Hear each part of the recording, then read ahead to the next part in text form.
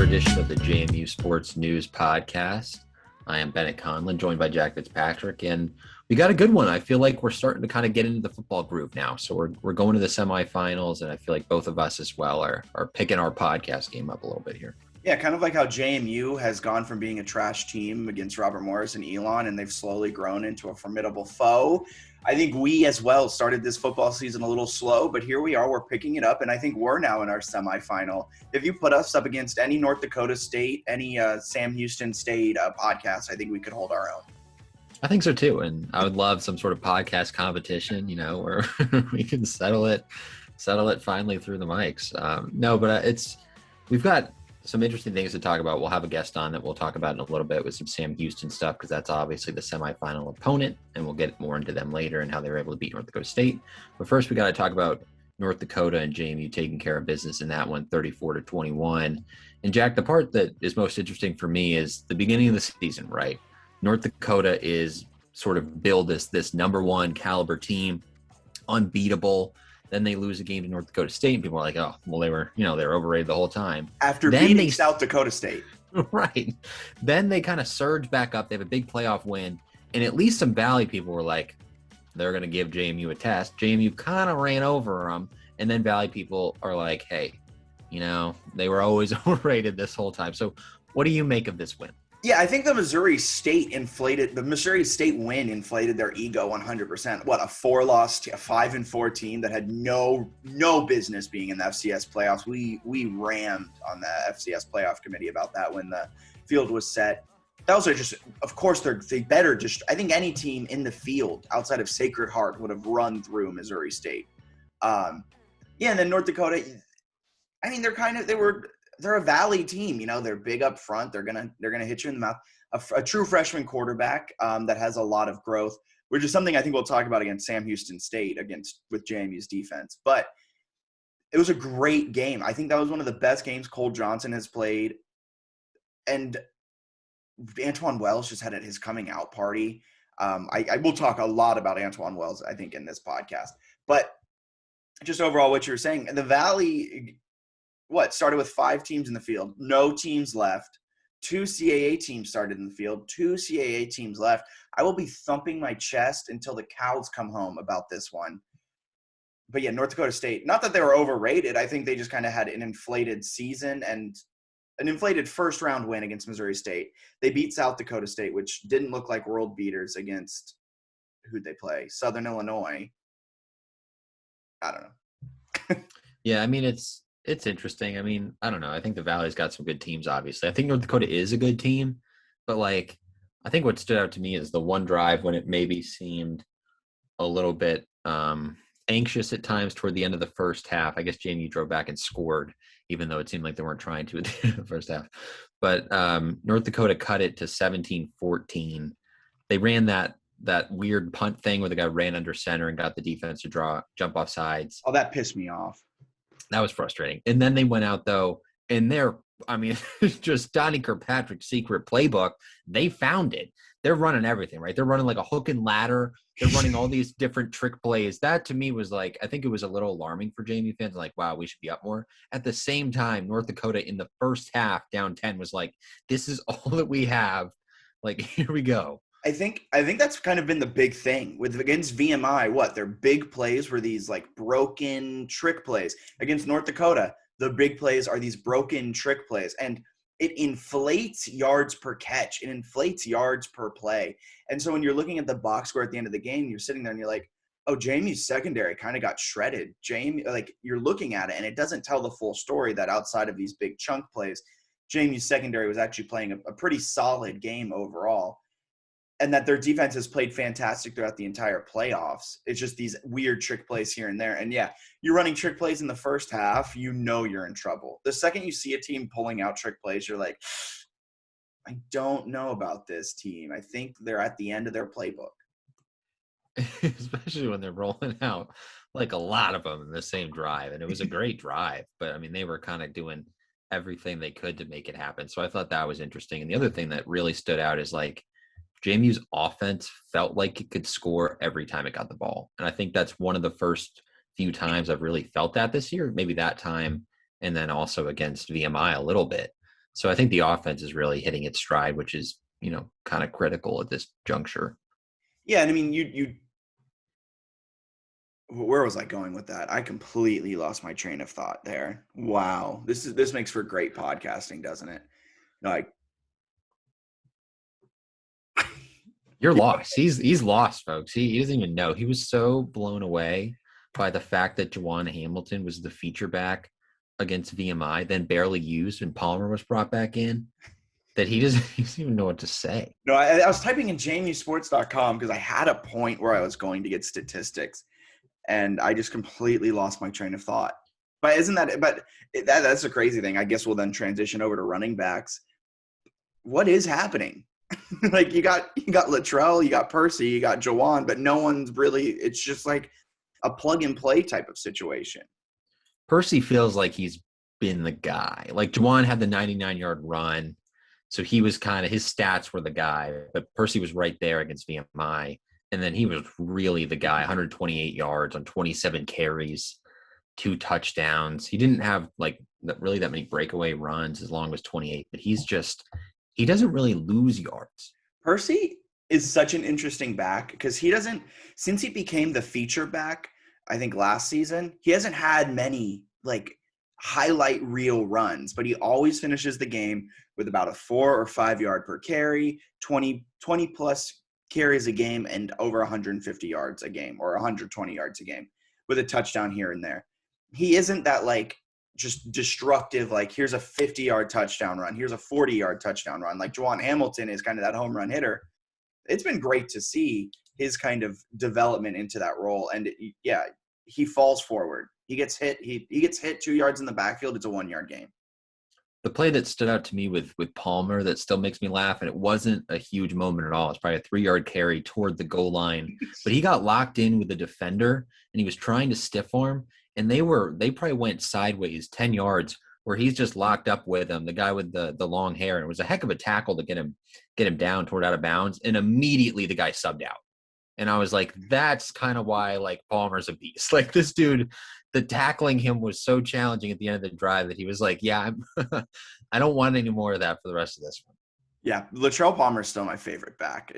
But it's just so interesting that he barely got any run there for a few games. And then all of a sudden now he's the second back with 14 carries. Juwan has, like, what? I just want to know, like, I guess when you have that many running backs and you don't want to necessarily go through 4 in a game because you kind of want them to get into a rhythm, I guess you're looking at what the opponent does worst. Are they bad against like scat backs who can run it quickly out of the backfield, hit a hole and go? Are they bad against, a ground and pounder but Percy's kind of both. But I think that's when you start seeing more of Juwan or more Latrell. It depends who do they play worse against, and that's when they get in. But it's just so funny that Latrell is the second back, and the week before it was Juwan, the week before it was Juwan, the week before it was Latrell. Kalon Black was in there. Let's not forget about him. Solomon Van Horst is someone I want to see get more touches. He had 3 touches for 44 yards.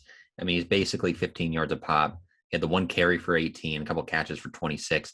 He is so fast. Like, he is so quick and fast. I'd love to see him get more jet sweeps and stuff just to – I feel like Sam Houston's going to key in pretty hard on Antoine Wells. Like, I'm not expecting him to have a massive game, and maybe that's like a bad take on my end, but I think they're going to, after the first 2 playoff games, I think they're going to be like, all right, like, we cannot let this kid beat us.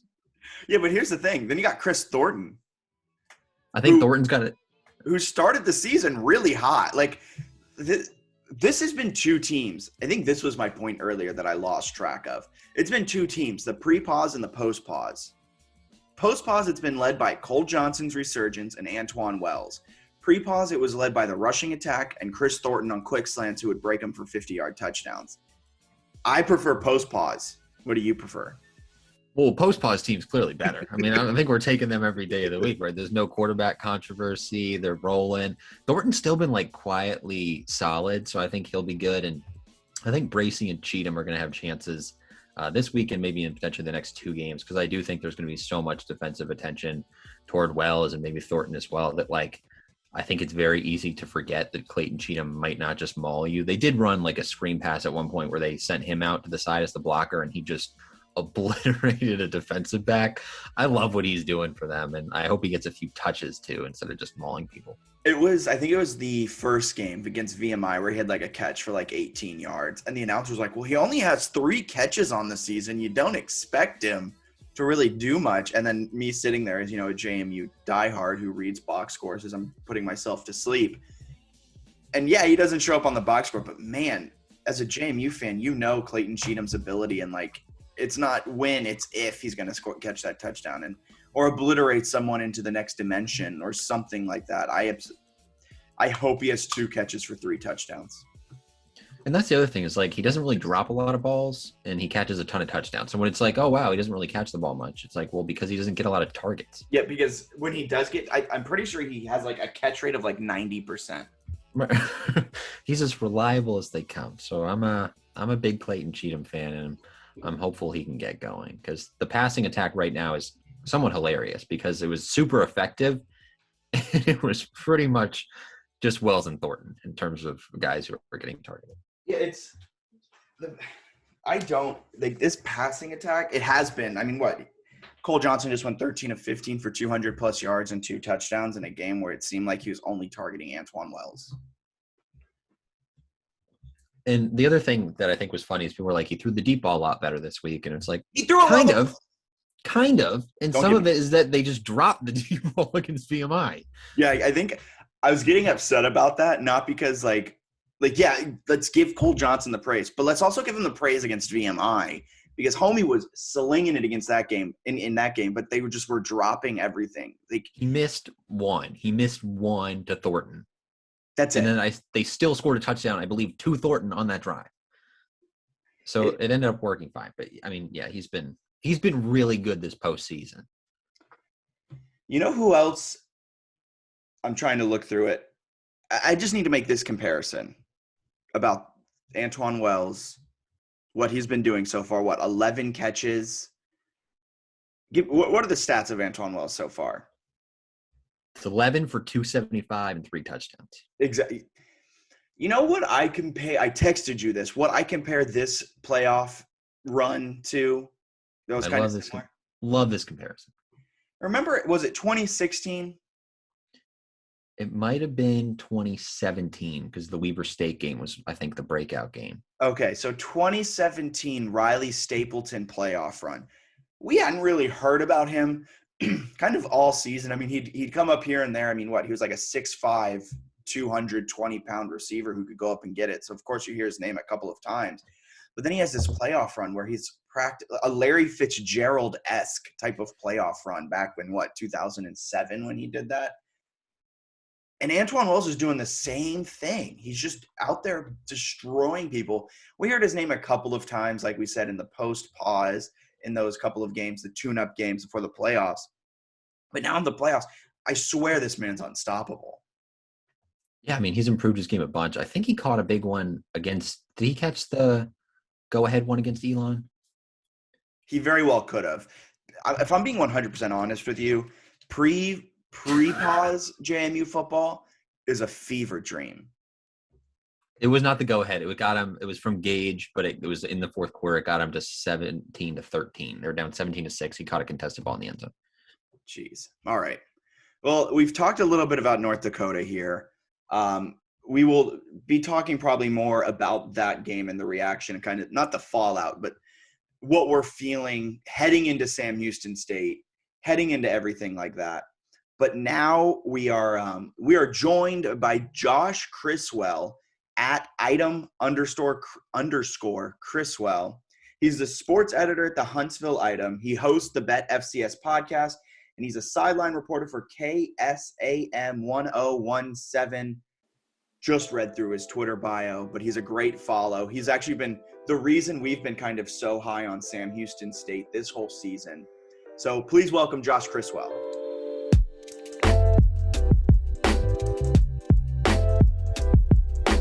Josh, thank you so much for joining us. Jack and I were talking how we followed Sam Houston all year, even though we're normally following North Dakota State and pretty much just JMU and those two teams. But we've enjoyed your coverage and the talk about how Sam Houston has improved quite a bit this season. And I guess for starters, Can you take us through how long you've covered the program and sort of how long you've been around what Sam Houston's done?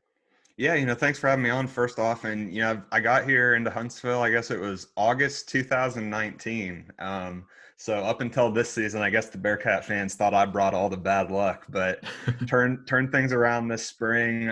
It's been a blast. It's been a fun team to watch. I've kind of seen the transition. I came in, everyone talked about how great the Sam Houston football program was, and then didn't really see it at all during 2018. Got to see flashes of it last year.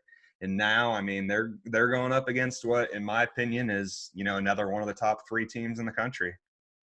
Yeah, without a doubt, they've grown. I mean, the last time Sam Houston was kind of on JMU's radar was 2016 during their national title run. I think Sam Houston was, what were they, 4 or something at the time? And they came in and it was billed as the matchup of the year. It was going to be this huge thing. And then JMU kind of romps them. And then we don't really hear of Sam Houston State, at least in JMU's kind of circle, all that much. But what has changed from the team from that version of it to today? I think there's a couple things. First, you'll look at the offensive side of the ball, and they're not that fast-paced, play at a million miles an hour or try to score 70 points every game type of offense. As we've seen, they can, as Nichols had them drop 71 on them. But, they're more of a scheme-based offense, I guess you'd say. They're not going to run it up and just try to no-huddle, hurry every single time. They do a lot more schematically. One of the things that Coach Keeler talks a lot about is he brought in, Ryan Carty to be the offensive coordinator, one of the bright, coaching minds in all of FCS football. So I think that's the big part of it on that side of the ball. And then as far as the defense goes, they've just kind of retooled it and started bringing in, really Power 5 caliber players to play those defensive line and linebacker spots. I mean, you look across the board, you've got a guy in Jahari K that was probably slept on a little bit coming out of junior college. But I think, if they had their shot this year, I'm sure, UCLA, Stanford, some of those, schools in the Pac-12 would have been calling his name. Joe Wallace right in the middle. I mean, he's a guy that came here from Texas Tech. Bearkats got lucky that one of his best friends was on the team, and that kind of helped, sway his decision to join Sam Houston. And then, you got a guy like Javon Leon, a 3-star recruit, being recruited by several FBS programs, chooses the Bearkats, that opportunity to get on the field right away.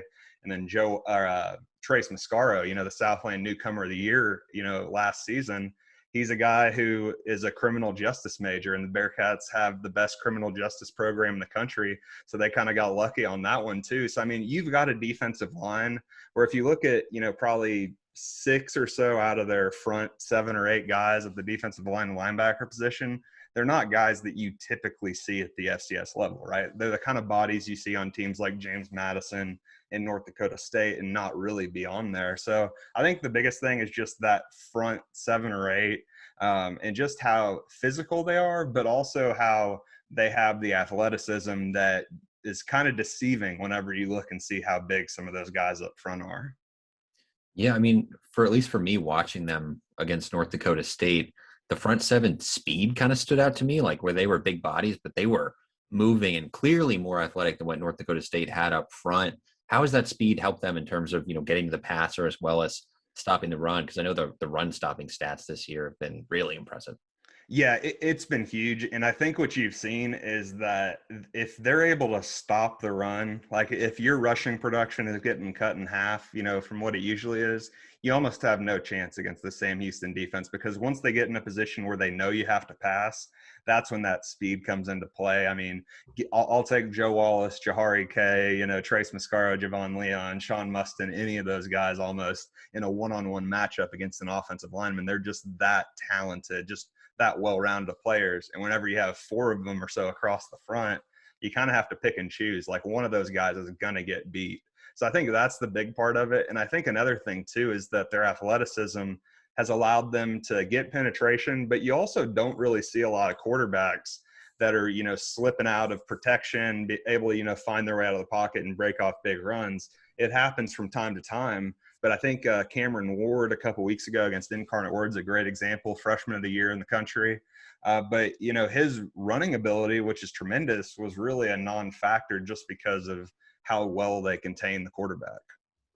Yeah, you kind of touched on it too, talking about just how great that front is for Sam Houston State's defense.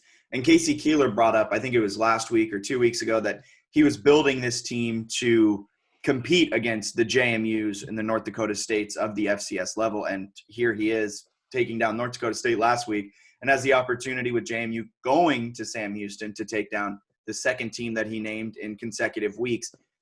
You brought it up, the transfers and stuff like that, but how have they been doing it really? Has it been transfers? Has it been kind of the JUCO guys, or has it been just recruiting guys that fit that scheme?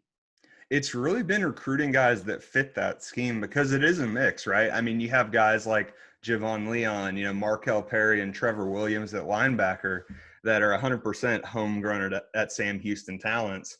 And then you almost get the embarrassment of riches whenever you add a Joe Wallace from Texas Tech, a Jahari K, who should be playing probably in the Pac-12, Trace Mascaro, who, was an all-conference freshman guy out at UTEP. So I really think it's a perfect storm of everything. And it's kind of the same way across the board with this team, really. Like, if you look at their offense, they have a ton of homegrown talent. Like, you got Eric Schmidt at quarterback, Ife Adeyi, D. Bowens, Chandler Harvin, Noah Smith, Kyron Jackson, Donovan Williams. You have all these weapons, but then you also add in just a few guys, whether it's, Prince Pines or Eliasa Anderson come down from Baylor to play on the offensive line. Jaquez Ezard, an All-American, comes in from Howard. Ramon Jefferson, who's just been running all over teams the past couple of weeks. It's really a perfect blend, really. It's not one thing or the other. I know with the way the transfer portal's gone, the Bearkats have kind of placed a heavier emphasis on recruiting high school kids just because a lot of those talented transfers that you would typically see drop to the FCS level are now able to make lateral moves to other FBS teams.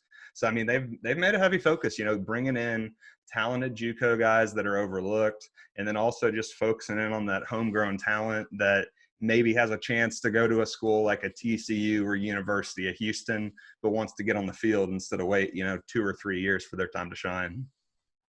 The thing about the North Dakota State game that really stood out to me was obviously the special teams mistakes at times, and JMU fans watch that and they're like, oh, wow, this is a great opportunity for special teams play. Is that fair, or is that just kind of a 1 week anomaly where they didn't execute as well as they normally do? Yeah, I think it's a 1 week anomaly. And head coach Casey Keeler kind of talked about it immediately after the game and in his press conference that I just got done with. And, one of the things that they did that I think was a big result in those issues is they kind of started pulling some of their because usually Sam Houston, they play their best players on special teams. Gary McGraw does a tremendous job coaching special teams there. They're typically one of the best special teams units in the country. I think for them, it was just kind of they pulled some guys off the field that would typically be out there. So you have, guys that are in situations they aren't normally in, and that kind of leads to some of these breakdowns. But, without a doubt, I mean, it is concerning. I think, the big reason they took those guys off is so they have, energy as they continue this postseason run. So I'm interested to see if they're going to keep going with that strategy or if they're going to, get back to what worked so well for them on special teams in the regular season. Yeah, Sam Houston was just dominating that game, and then you look up at the scoreboard, and then all of a sudden, North Dakota State's right in it. I was a little worried there because if you give North Dakota State that many opportunities to produce, it normally bites you in the butt. But thankfully, the Bearkats play JMU now. I've been looking forward to this game for a while, just because the growth of Sam Houston has been awesome to watch. But what are some players? You brought up guys to kind of watch, but X factors, the ones that necessarily don't jump out of the stat sheet, but that may have a real impact in the game on Saturday. Is it Saturday? Yeah, back on normal schedule this week. But yeah, I guess one name I'm going to throw out, not really a sleeper or anything, but Jaquez Ezard's been a little bit quiet so far this postseason. I mean, he's a guy who in the regular season, he was averaging over 30 yards every time he touched the ball, whether it was special teams or catching passes or running it. So, I mean, I think he's a guy to watch. If he gets going, the games whenever he's exploded are the games when Sam Houston has just run away from teams. Like the Nichols team, yes, they weren't as good as, their number 7 ranking showed, but still a top 25 team when it's all said and done. And they just absolutely took them to the woodshed. And the big reason why was because Jaquez was just running past everybody. So you got to keep an eye on him. And then Noah Smith, too. He's really a big X factor because whenever guys like Ife Adeye, D. Bowens, Jaquez Ezzard start stretching the field, the Bearcats love to get him into open space. Ryan Carty does a great job, whether it's sending him out on wheel routes or sneaking him into the middle of the field after everyone's cleared out. I've lost count of how many times that Noah Smith just ends up with the ball in his hands and there's no one within 20 yards of him. So I think he's an X factor to watch, especially if Sam Houston's passing game gets going. I would look for Noah Smith to have over 100 all-purpose yards again. Last question for me, but I think Eric Schmidt, at least from what I've seen, is the best quarterback left in this field. I was curious what makes him such a good player. I've seen him a little bit, but for JMU fans who haven't seen a ton of Sam Houston, why is this guy such a good quarterback? There's really so many things that go into it. And, it's funny because whenever I got here in 2018, I didn't think he would ever be the starting quarterback just because he was sort of number 3 on the depth chart. And then all of a sudden he just keeps working his way up and then takes over the starting job right before Southland Conference play last year. And, we've seen it. Whenever he's healthy, he's, in my opinion, the most exciting quarterback in the FCS. He has 4.4 speed, but he doesn't rely on it. He uses it when he needs to, but the thing he does great is he'll escape pressure, and then all of a sudden he forces a defensive back or linebacker to cheat up on him, and then he just hits you over the top for a 50, 60-yard pass. And that's really the big thing, is that he generates those explosive plays. Like, you have all these playmakers around him, but I think it's Eric's speed that keeps people so honest and allows you to just keep hammering them over the top. So I think that's big. And then the past couple weeks, I mean, if you looked at Sam Houston during the regular season, if one area gave them issues, it was protecting the football, right? They had a turnover in every single regular season game they played. But the past 2 weeks, winning the turnover battle, a combined 5-0. And that's really been the difference. Eric's protecting the football. We haven't seen maybe as many explosive plays as we have in the past. I think a lot of that has to do with the caliber of defense he's facing. But also, he's not necessarily forcing as many of those plays where, it might be a 50-50 ball. He's pulling back on that a little bit, still taking his chances, as we saw with the deep ball to Ife Adeye to set up the win. But I like the fact that he's protecting the football so well. And that's honestly, two one-score games, him protecting the football and not turning it over, is as much of the difference as anything.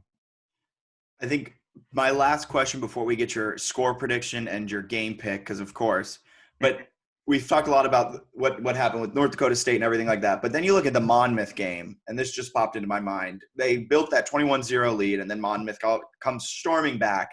And that's a Monmouth team that I didn't think was that great. Was that Sam Houston, or one, am I wrong in thinking that Monmouth team wasn't that great? And two, what fell apart for them to let Monmouth right back into it? I think Monmouth, in my opinion, they're one of the top 10 teams in the country this spring. Like, in my final stats ballot, I think I had them around number 7 or so.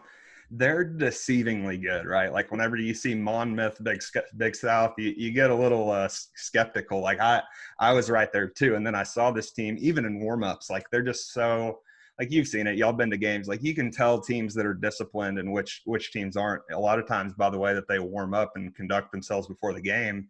And my initial thought is like, wow, this is an extremely well-coached team, very locked in, probably don't have the size and athleticism to match up with Sam, but they're as focused as I've seen any team. And then they got in the game, and, Tony Muskett, he's a star in the making right there, that freshman quarterback. And then Jawan Fari is as good a running back as anybody in the country. So I think a part of it was how good Monmouth is. I don't know how they ended up playing the number 2 seed in the country, in my opinion, but they the thing that really hurt Sam in that one is they went up 21-0. They did a double pass where they had a guy wide open, would have been a touchdown, I think, to make it 28-0. Instead, they have to punt the ball away. And then Monmouth goes on a 90-yard drive, and in the mix of all that, you lose one of your top defensive backs who goes out with an injury. You lose probably your number 2 offensive lineman who goes out with an injury. And then Monmouth goes on a 90-yard drive that just really sucks all the energy and momentum out of Sam Houston.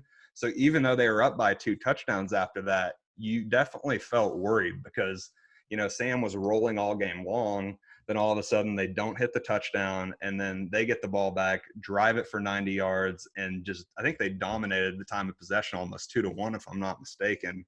So in that one, it was a mix of things, but I think part of it was maybe playing a little bit, I don't want to say prevent defense, but playing to avoid that big play. And then also it was just kind of losing all their rhythm, right? Their defense was on the sideline for what seemed like an eternity, and they got back out there, and Monmouth had all the momentum on their side. Makes sense. All right, so then final score prediction. Who do you got? Well, I think I could probably make a fair guess who you have winning, just to not upset your readers. But who do you have winning, and what's your final score prediction? Yeah, it's funny. I host the Bet the FCS podcast with a couple of other FCS media guys, and we did a thing at the beginning of the season, said, take James Madison and North Dakota State out of the equation. Who's your national champion? And I said Sam Houston, and they made it this far. I'm going to keep rolling with them until the end. I think it's going to be a close game. I think it's one, again, probably a one-score game, and if I had to guess, maybe give me a 24-21 with either a late field goal by Sam or maybe a late defensive stop sealing the victory. I like that. I think it's going to be a good one. I'm excited for it. Yeah, and thank you so much for coming on the JMU Sports News podcast. If you want to plug where people can find your stuff, find you on Twitter, go ahead. The space is yours. Yeah, absolutely. Josh Criswell, as they mentioned, sports editor of the Huntsville Item, as well as the host of the Bet the FCS podcast. Follow Bet the FCS at bet_FCS on Twitter and Instagram. And then for all Sam Houston happenings, follow me at item_Criswell on Twitter. Awesome. Thank you so much for coming on. And I got to say before we go, love the Delaware pennant. I've been a big Delaware truther all season, and I'm glad that other people are coming onto the train with me. Absolutely. Hey, if we're counting Montana's 2 games, all these guys behind me are undefeated this spring, minus the old Penguin up there. So awesome. Appreciate you guys. Thanks for having me.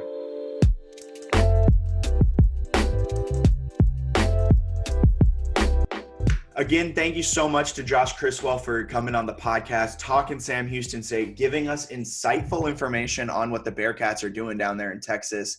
JMU travels down there for a Saturday kickoff of arguably the 2 best teams left in the field. And now it's kind of our breakdown of it from more of a JMU perspective. What do the Dukes need to do to win this game? Because I don't think they've opened up at 1.5-point favorites, which is kind of surprising to me. But what do you think the Dukes need to do in a game where I think they should be underdogs? Yeah, I think Chase was saying or tweeting that they had opened as 2.5-point dogs, and then it had really quickly flipped to JMU being the favorite. I have no idea how accurate that is, but I'll trust Chase Kitty's tweets randomly. So, it's kind of an interesting one where I think Sam Houston's a lot better than they get credit for, and I think JMU with Cole Johnson playing well is also really good.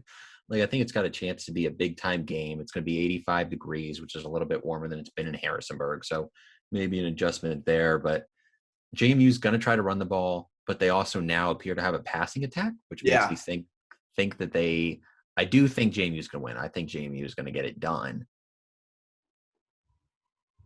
But I think it's going to be close. Yeah, I think so too. If we see the Dukes that came out against VMI, that came out against North Dakota, I think they win this game. What worries me is I don't know if I'm fully sold that we're going to see that team again for a 3rd consecutive week after I don't think we've really seen this type of play for consecutive weeks in over a year since 2019. And what really worries me about what I did what you did at the first take of the Open. No one will hear that because we're cutting that out. What really worries me about Sam Houston is what Josh talked about in their quarterback. That 4.4 speed who doesn't really rely on it, and with a very aggressive secondary. I'm kind of worried about if I think JMU's front 7 can stop the run and force Sam Houston into the passing attack. But I think it might be worse that they're forced into the passing attack because that secondary is kind of where I'm worried for this game. An important point off of that is I don't know exactly how healthy McCormick is and if he'll be able to play. Yeah. Also worth noting that JMU would have been in so much control if McCormick didn't tweak his groin on what would have been an obvious pick 6 to go 24/7.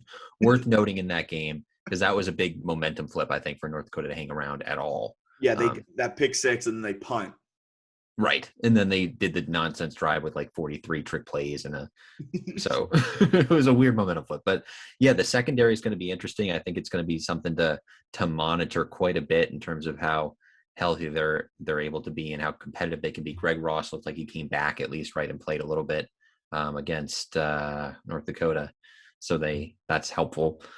But God, the quarterback, what is worrisome about him is that there are a lot of plays where North Dakota State, it seemed like should have sacked him, and he just like wiggles out of it for like 8 yards, and it was like, that's going to be an issue.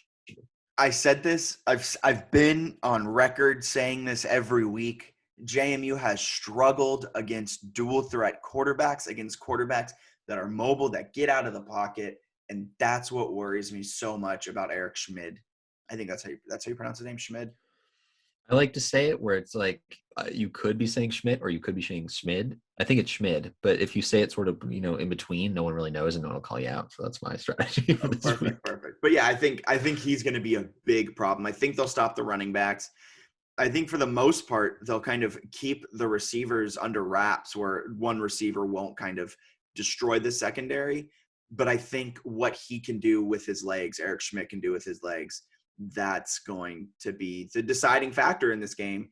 If the defense, if Kurt Cignetti learned anything against playing against Trey Lance last playoffs, I pray that he puts it into use this week. And he's a good quarterback. I think his 4.4 speed might be without pads on. Just from watching him, like I don't think, like to me, Trey Lance is a faster, like more dynamic runner. Yeah. Okay, I see what you mean. Yeah. But he still moves. Some guys get faster in pads. Some guys get slower. You're thinking he gets slower. I think he probably gets a little slower. But he's still really shifty. But I also don't think he's going to just like burn them with like a Trey Lance 3rd and 23, 50-yard run when they don't use a spy. I don't think that'll happen. But I mean, he's a good player and a really good player. I think he's a better passer in terms of what he does within their offense and more dynamic in that way than Lance was. Like Lance really didn't do anything passing wise. So it was all that threatening against JMU. He just destroyed them with his legs. I think Schmidt will be a little bit the other way, where I think he's got a chance to hurt him through the air and still contribute with his legs. But yeah, I mean, he's a good football player. And speaking of quarterbacks, I think we have to talk a little bit about Cole Johnson and his resurgence coming out of the pause. A little bit of a shaky game against VMI with 2 interceptions, but still an overall good game from him.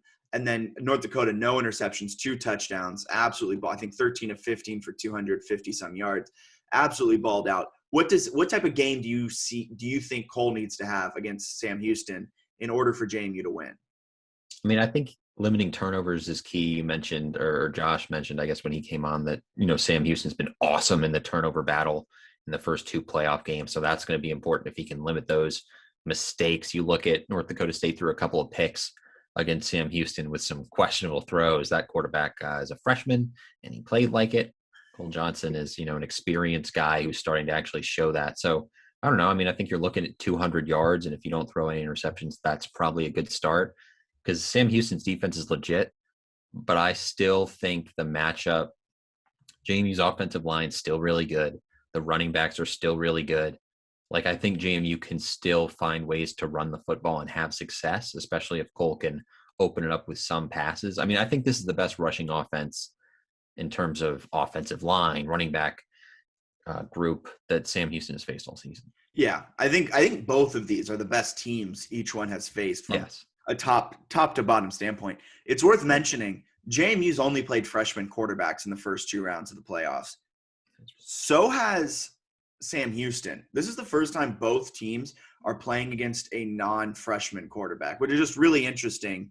And I kind of take everything that the defenses have done for both sides the first 2 weeks with a little bit of a grain of salt, because playing a freshman is much, much different than playing Eric Schmid, one of the best quarterbacks in the Southland, if not the FCS, and playing against Cole Johnson, arguably the oldest quarterback left in the field. Yeah, that's a really good point. I didn't even know that. So that's a heck of a point from you, man. You brought it today. This is why we're one of the best podcasts in the business. Yeah, you put us up against anyone. So moving off of all that, we've talked Antoine Wells. I mean, his just playoff his playoff surgence. He's just absolutely taken the FCS world by storm. Talked about that. We've talked a little bit about Cole, about Percy, Luttrell, Jawan, everything. we talked all about Sam Houston. Let's talk a little bit about FCS playoffs as a whole. I got to say two things, and then I'll let you kind of react to them. The MVFC, the Missouri Valley, sucks. They got, 5-6 teams in, and how many of them are playing in the semifinals? None. One.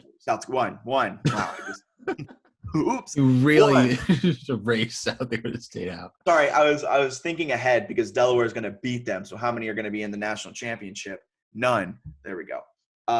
So that. 2, Delaware is legit. I can't wait for a CAA national title. You're big on Delaware in this one. I think they'll have their their hands full with South Dakota State. I think they can get it done. The Jacksonville State game, they won 20-14. It wasn't really close. Jacksonville State's quarterback got hurt early. They couldn't do anything offensively. They had like their third or fourth stringer in, and every time he threw the ball, it appeared like it was going to a blue hen, and most of the times it was.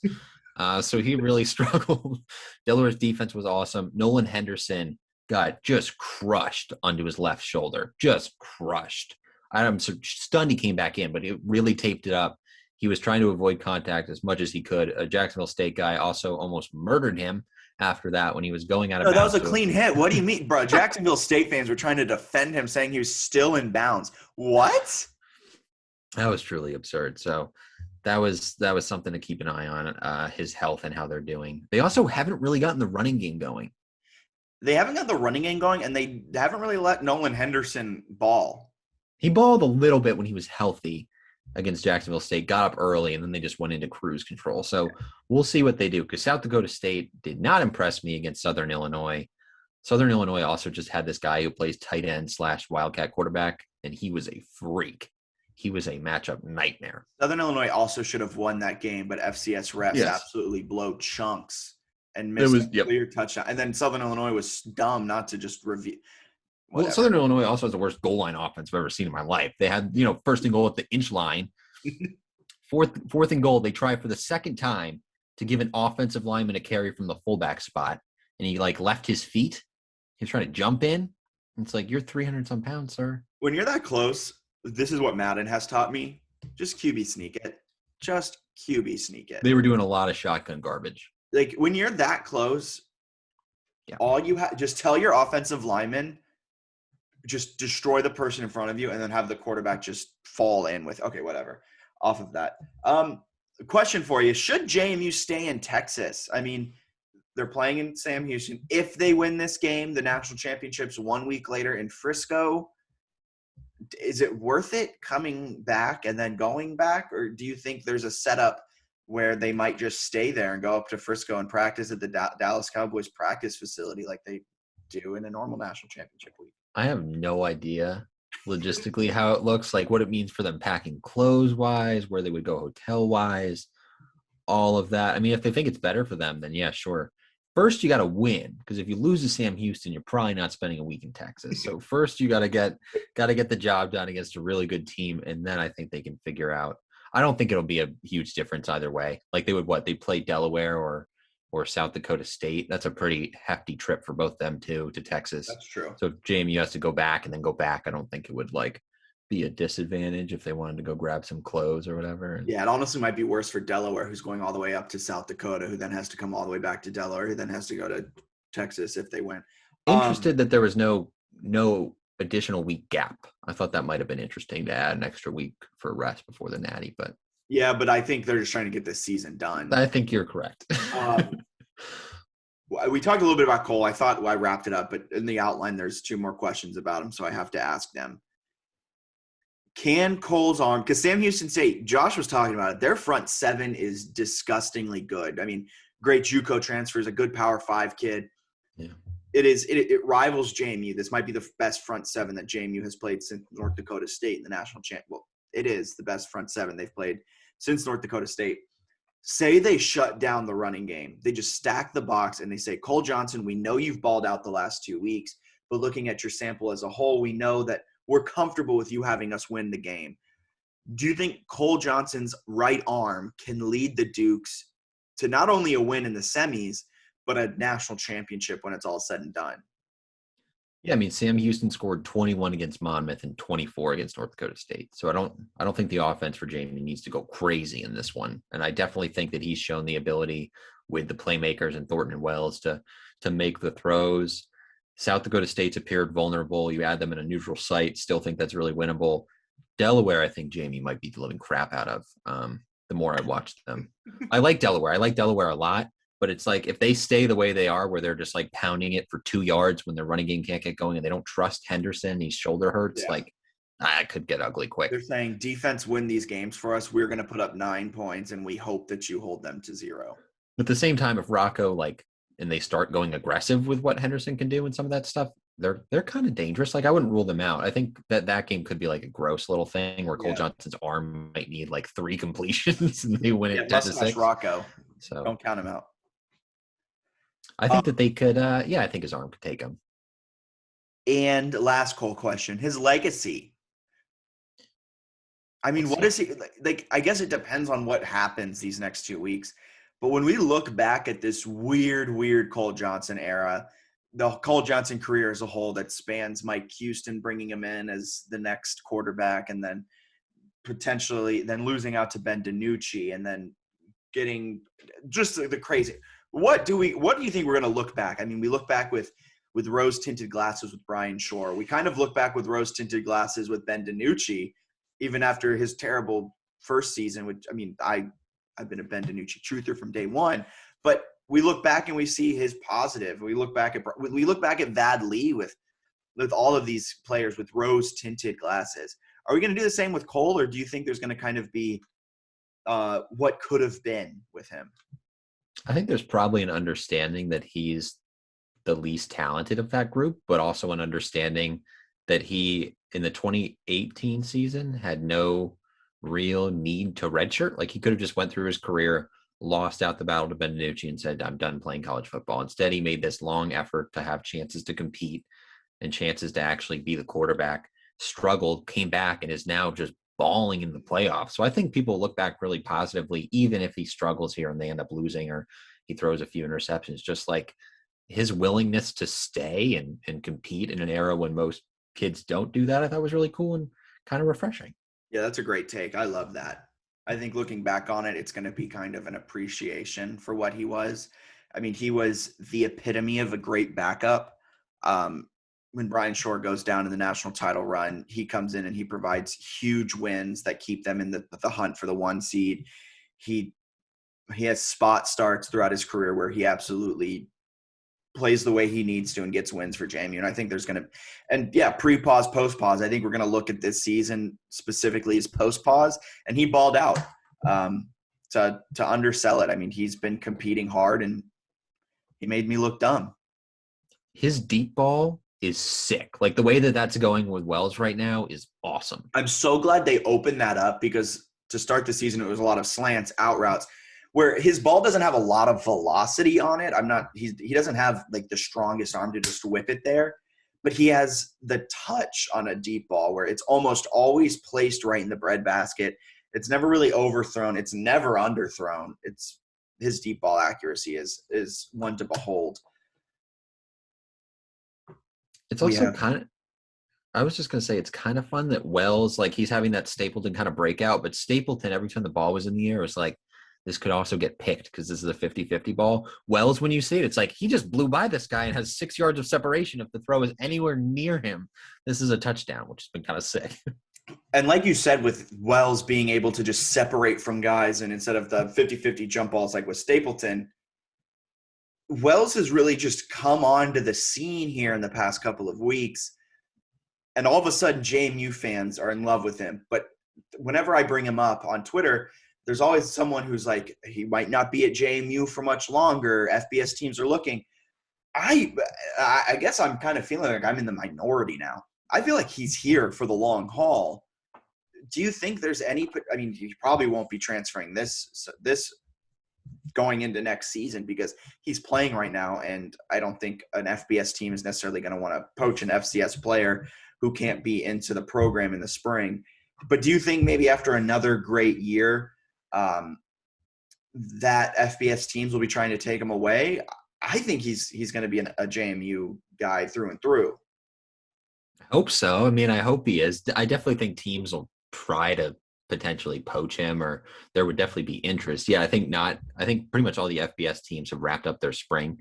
So for him to not have that spring and then try to break in somewhere, somewhere that's better than JMU, I think would be challenging without a spring, if that makes sense. Like I think he wouldn't want to. My guess is that he wouldn't go to like a MAC school. He'd be looking at like a Power 5 offer. Yeah. Um, that's also still really hard to do. No, like not trying to belittle what he's accomplished. He's a really good player. But to go to the Power 5 level, earn a spot, and still earn enough reps, like what Jabril Cox did at North Dakota State, like that's special, man. To be able to go from North Dakota State to LSU and be a starting linebacker is hard. Yeah, and that's a great point because I think that'll be a big factor. He's not transferring really even to a MAC school where he's going to continue to get 10 targets a game and have a competent quarterback throwing him the ball. Granted, we don't know what the quarterback position is going to look like outside of this year. It could be Gage. It could be an FBS transfer. It really could be a lot of different things. It could be Cole again. We don't know.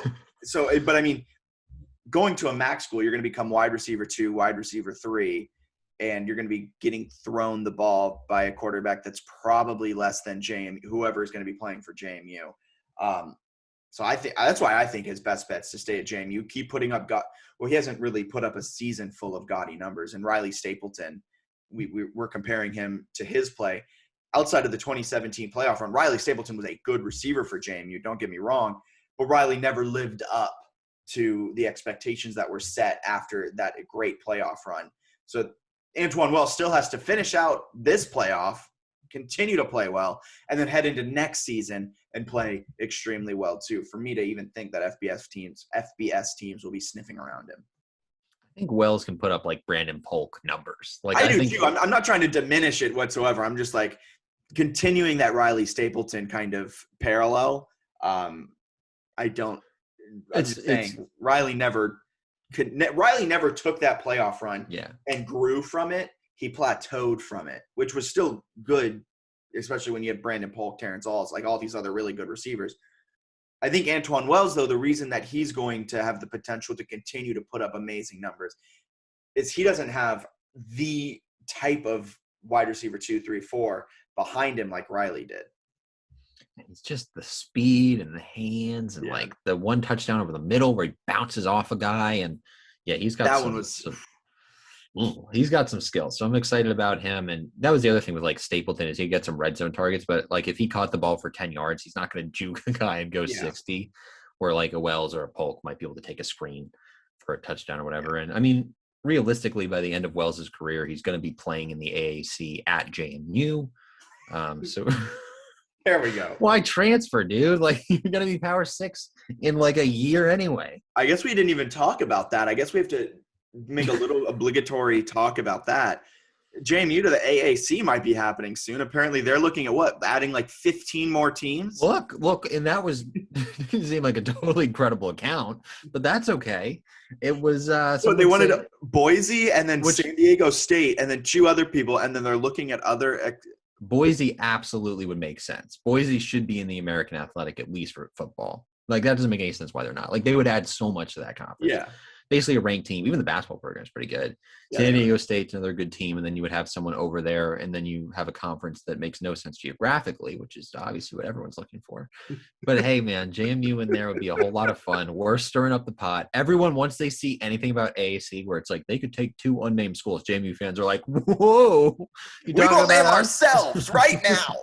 We're in. Have you seen what our field hockey team has done? So that's not happening. It's happening. Okay. We'll talk a little now, moving from all that football talk, softball, Odyssey Alexander. And I don't want to be this guy. Okay. I'm going to sort of put like a little damper on it, but she's healthy again. She's playing great. She threw a perfect game after Alyssa Humphrey threw a no-hitter against the College of Charleston in a doubleheader. They both struck out. I think they both struck out 15 or something. That's insane. Just so amazing. It's worth noting that College of Charleston is like 6-35. Like they are one of the worst. But still, it's still gross. Like Odyssey struck out 14 of 15 batters in a 5-inning complete perfect game. Like, unbelievable. So they've got Charlotte today when we're recording. Charlotte's a top 75 RPI team. Last game of the regular season, then next Wednesday they'll have the start of the CAA championship. So they're looking good going into the NCAA tournament. Worth noting that their schedule is not that hard. They're basically ranked like 24 or 25. I think that's accurate for this team. The level of pitching you need to like make the College World Series is horrifying.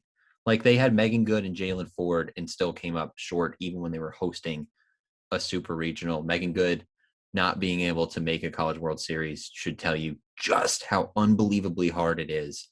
And I don't think JMU is quite at that level. Yeah, and you brought it up a while ago, or maybe it was yesterday, so a while ago. Even with just Megan Good, it took everything that team had to beat Michigan. And then UCLA and Rachel Garcia absolutely just swept the floor with them. You know who's still in college softball? Rachel Garcia? Rachel Garcia. Is she She's really? She got a .6 ERA.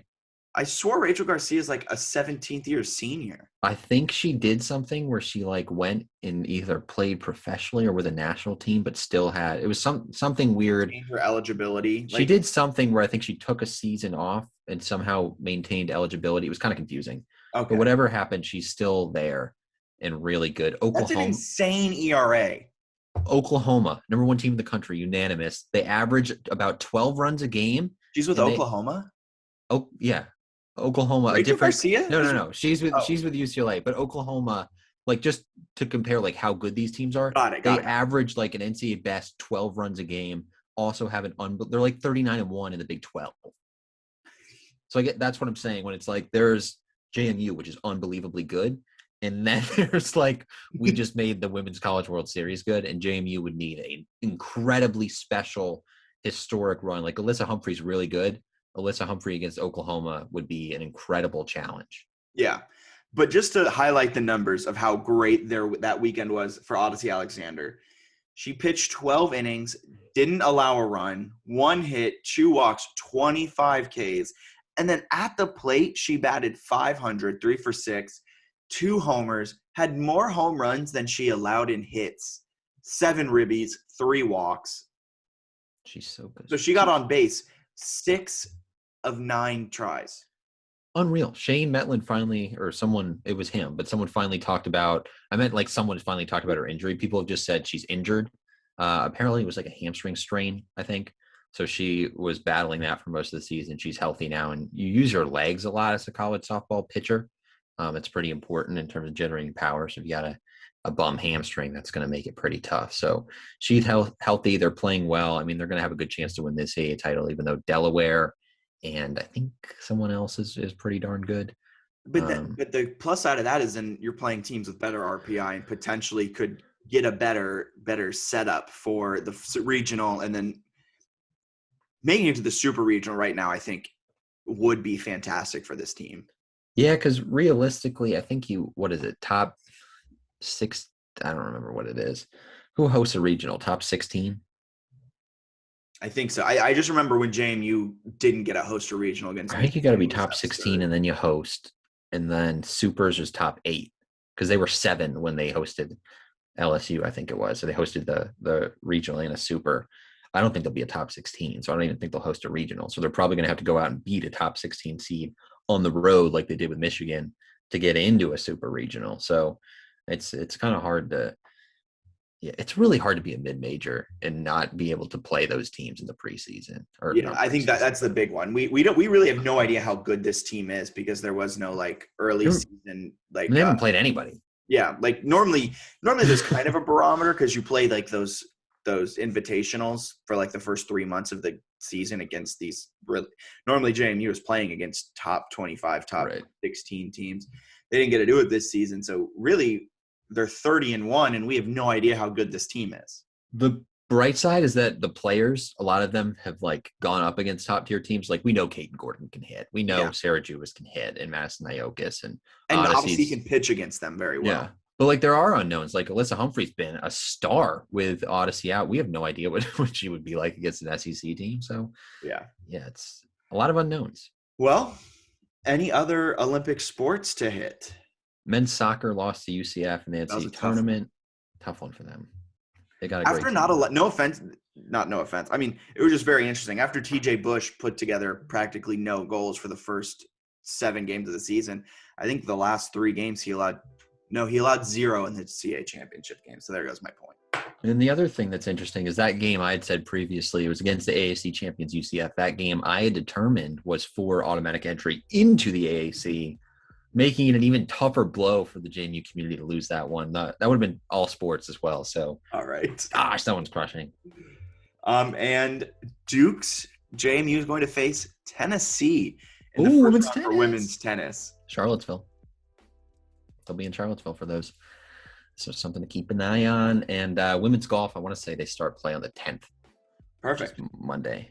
So. And lacrosse jumped 1 spot to the number 20 ranking in the IWLCA coaches poll. Oh, they got to be playing soon, don't they? Yeah. When is that?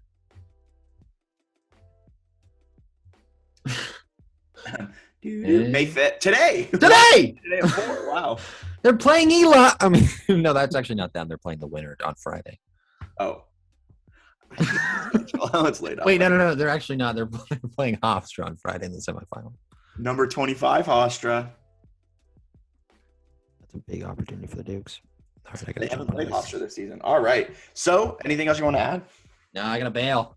All right. You have a great day. For Bennett Conlon, my name's Jack Fitzpatrick. Check us out on Twitter at JMU Sports News. Check us out on Facebook, JMU Sports News. Check us out at our home on the web, www.jmusportsnews.com. Go ahead and give us a rating on iTunes, Apple Podcasts, Spotify, wherever you listen, and have a wonderful rest of your day. JMU kicks off against Sam Houston State on Saturday for a chance to go to Frisco.